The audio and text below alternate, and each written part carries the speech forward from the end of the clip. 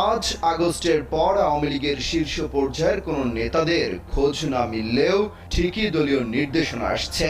বিশেষ করে আওয়ামী লীগের ফেসবুক পেজ থেকে দেয়া হচ্ছে একের পর এক বার্তা। এরই ধারাবাহিকতায় দলের নেতাকর্মীদের জরুরি নির্দেশনা দিয়েছে আওয়ামী লীগ। শনিবার দিনগত মধ্যরাতে দলটির ভেরিফাইড ফেসবুক পেজ থেকে নির্দেশনা দেয়া হয়।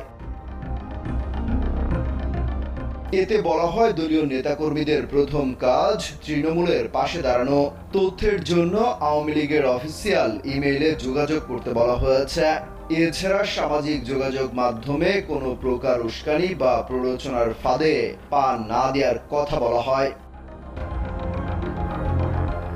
সারা দেশে জুলাই মাসের শেষ দিকে ও আগস্টের শুরু থেকেই আওয়ামী লীগ ও সহযোগী সংগঠনের নেতাকর্মীদের উপর যত হামলা হয়েছে, ভাঙচুর, লুটপাট ও হত্যাকাণ্ড হয়েছে, সেগুলোর ছবি এবং ভিডিও টুইটার, ফেসবুক, ইউটিউবে প্রচার করতে বলা হয়েছে। ভুয়া বার্তায় বিভ্রান্ত না হয়ে জনগণের আস্থা অর্জন করতে বলা হয়।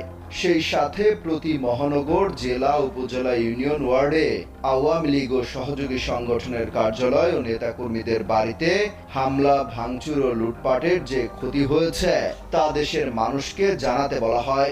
এছাড়া বর্তমানে যারা দেশ চালাচ্ছে তাদের কাছেও সকল হামলা, নির্যাতন, ভাঙচুর, লুটপাটের বিচার চায় আওয়ামী লীগ। ক্ষতিগ্রস্তদের ক্ষতিপূরণও দাবি করেছে দলটি।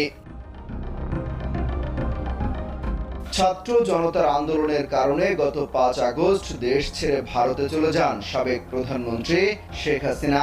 এরপরই আত্মগোপনে চলে যান দলটির শীর্ষ নেতারা। যদিও নিরাপত্তা বাহিনীর অভিযানে আটক হয়েছেন বাঘা বাঘা অনেক মন্ত্রী, এমপি।